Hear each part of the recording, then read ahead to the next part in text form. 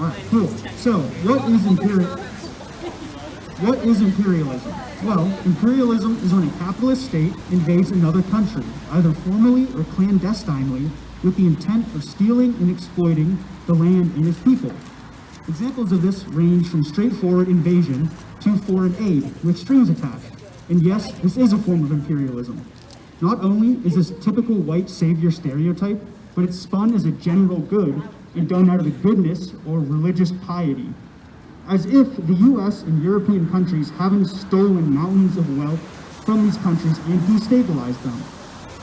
Capitalism and imperialism go hand in hand. One cannot function without the other. Imperialism was born out of capitalism's necessity for constant growth and super profits. So, you're probably wondering now how capitalism benefits from imperialism. Imperialism is of great benefit to Western capitalists because capitalism inherently grows unsustainably and must continue to find and access resources which either do not exist or have been exhausted in their home countries in a cheap, usually enslaved workforce. And of course, the capitalists use the strong arm of the state to enforce this imperialism. This is another painfully obvious example that capitalism cannot function without the state or government. Capitalists benefit from the theft of resources and the enslavement of indigenous peoples. Not only this, but they also benefit on the back end.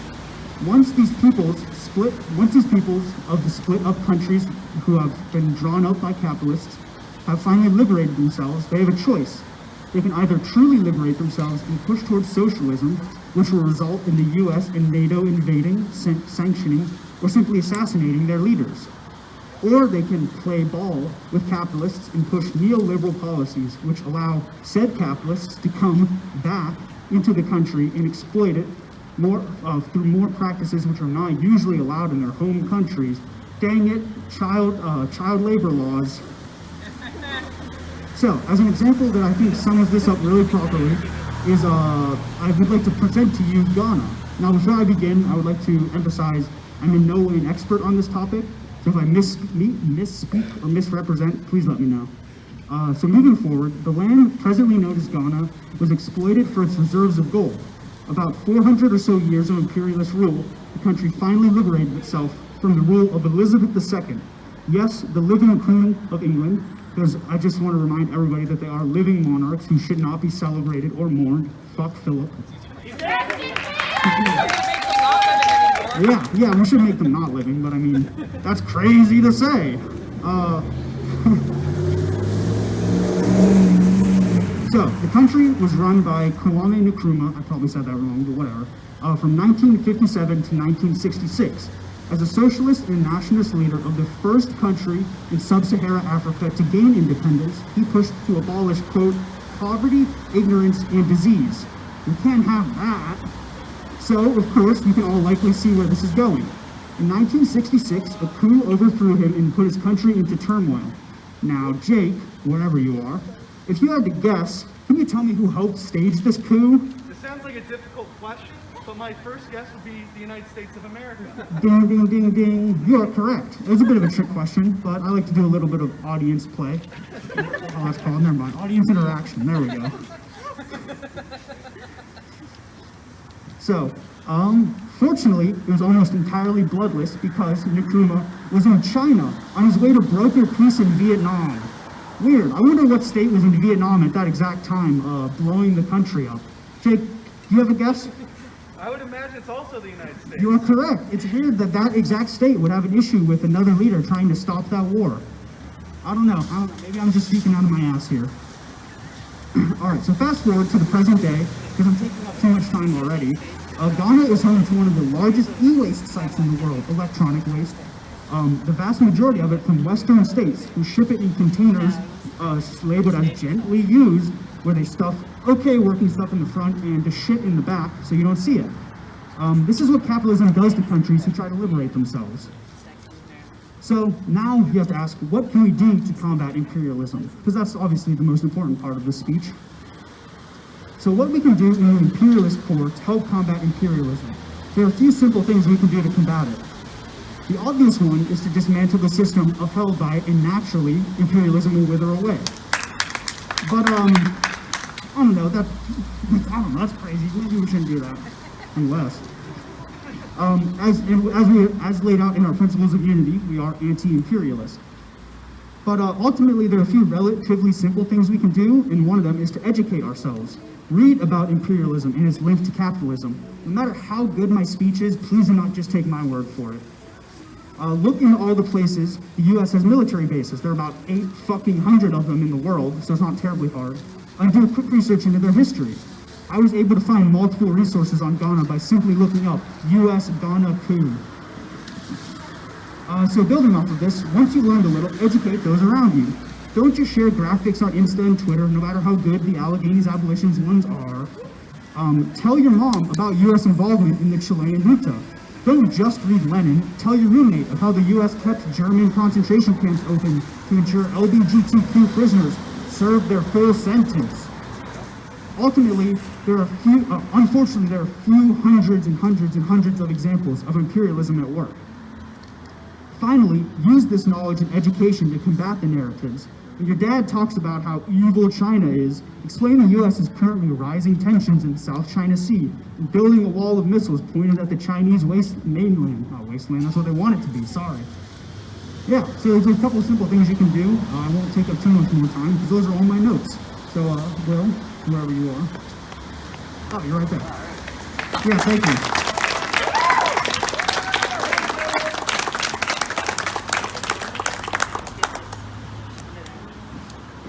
Okay, can you all hear me all right? Yes. Cool, thank you, Otis. So my name is Will, and following up from what Otis was just talking about, I'm going to focus a little bit more on settler colonialism, how, again, Alleghenies abolition is anti-imperialist, and how we are generally sort of positioned against settler colonialism, specifically in the United States. So I'll give a sort of quick rundown of what settler colonialism is, how it is present in the United States historically and to this day, and just generally how Alleghenies abolition works against that. So the defining feature of settler colonialism is the systematic dehumanization, subjugation, and dispossession of the indigenous population and the destruction and/or manipulation of indigenous identities, practices, and cultures to further those aims. The ultimate goal of a settler colonial project is to completely replace the indigenous population with the settler one by any means necessary so as to legitimize and continue the theft of land and resources. Notably, the process of theft, murder, oppression, and destruction cuts across classes for the colonizing power. The settler bourgeois directs and most benefits from this process. However, the settler petit bourgeois and the working class act as middle managers and foot soldiers of what is ultimately an extended campaign of extermination. Through the expropriation of land, sharing of the super profits generated by exploited labor, and participation in the industries which spring up to provide the economic, social, and political infrastructure for dispossession, the settler, petit bourgeois, and working class materially benefit as well, but disproportionately. This presents a problem for uniting on the basis of class with the settler working class during revolutionary struggles in settler states. This is a sort of overview of what we're facing. Now, as Otis already mentioned, the United States is an imperialist, settler colonial state, and it is the most dangerous and destructive one today. Historically based in European occupation and the theft of indigenous lands and the murder of indigenous people, yeah, that's where it is. This is all stolen land. And we, as Alleghenies abolition, stand in solidarity and are working to reclaim and recommon all these spaces. The U.S. state, through military and police brutalities, maintains its expropriated lands, denies treaties legally guaranteed to native tribes, and violently beats down indigenous folks who seek to reclaim their land. Indigenous peoples are eliminated so that corporations and the settler state can gain access to their territory and resources. That requires the liquidation of native societies, forced removal of indigenous people from the land, the decree, the intentional destruction of their population, and the confinement to reservations or prisons, the breaking up of native land base and collective identities, and the hyper-policing of indigenous peoples. Police departments that surveil and contain indigenous folks mark, harass, and determine native peoples as killable and disposable. Through constant suppression, the police uphold U.S. settler colonials, this U.S. settler colonial system, denying access to communal and ancestral lands. Historically, the reservation was created as an open-air concentration camp, containing and limiting native movements across land that was rightfully theirs. Their ancestors didn't choose reservation life; it was forced upon them. Those who willfully crossed the reservation borders were considered renegades, outlaws, or hostiles. They were usually hunted down, summarily shot, hanged, or imprisoned by law enforcement or by vigilantes. In other words, natives off the reservation have always been deemed criminal, deviant, and in the way. Natives, blacks, and Latinxes have historically been the targets of the racist police state. The colonial system that enslaved blacks for their labor, killed natives for their land, and created a cheap, exploitable labor pool from an indigenous descended people, commonly referred to as Latinxes. Capitalism pits these groups against one another in a struggle for resources made scarce by corporate monopolies. The state and institutions that accept this capitalist settler colonial system of power will never challenge the oppression and destruction against Native, Black, Latinx, and other marginalized communities. They will only further the desire for profit over kinship. Now, Allegheny's abolition, in solidarity with revolutionary Native organizing groups, seeks to fight back against this settler colonial system that continually and programmatically seeks to annihilate indigenous peoples and rob their land. We, like other revolutionary groups, stand with all victims of police brutality. We recognize that undoing this system that oppresses everyone requires multinational unity. Going back to Otis's points of recognizing revolutionary struggles across the globe and class solidarity among the racialized poor, colonized, and working class peoples.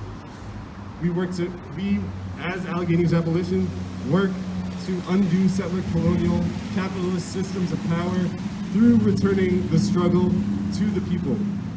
The true power lies not in the state, not in nonprofit organizations and other capitalist structures of power, but in the people, working class, poor, marginalized, and colonized people. The only way to destroy settler colonialism as a system, as a structure that is ingrained in every bit of our lives, is to return the land and resources stolen to the indigenous population, to recommon the land, reclaim indigenous ancestral lands. Decolonization and the ultimate destruction of imperialism requires this return of land and sovereignty to indigenous people. Land was taken, land must be returned. To finish up, our radical community here in Allegheny's abolition our organizing efforts thus rejects any manifestations of the settler colonial state. We are based in people power and we do not seek profit or to continue whatsoever in the competition over resources against other groups of people. Rather, our enemy is clear and our goal obvious. Capitalism must die. So that the land can be recommended and people can claim power, it's our obligation in solidarity with indigenous revolutionary and other groups to act against capitalism and the state that upholds it. Thank you. So I'm now gonna, so